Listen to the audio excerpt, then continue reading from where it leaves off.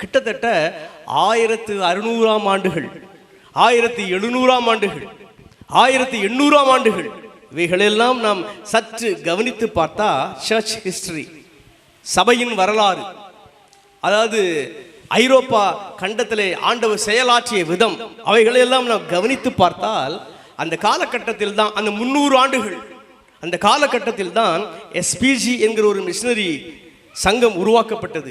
CMS என்கிற missionary சங்கம் உருவாக்கப்பட்டது. மெத்தடிஸ்ட், பேப்டிஸ்ட், இன்னும் லுத்தரன், லண்டன் மிஷனரி சொசைட்டி இவைகளெல்லாம் உருவாக்கப்பட்டது. அவைகள் உருவாக்கப்பட்டு அந்த ஐரோப்பா கண்டத்திலிருந்து இந்தியா மட்டுமல்ல, அகில உலகம் எங்கிலும் மிஷனரிகள் அனுப்பப்பட்டார்கள். கரங்களை தட்டி ஆண்டவருக்கு மகிமை செலுத்தலாம். அல்லேலூயா. உலகம் பெரியது. ஆண்டவருடைய பார்வையிலே இந்த உலகம், இந்த பூமி மிகப்பெரிய ஒரு திராட்சை தோட்டம். இதில் பணி செய்ய இன்னும் ஊழியர்கள் வேண்டும், இன்னும் வேலையாட்கள் வேண்டும்.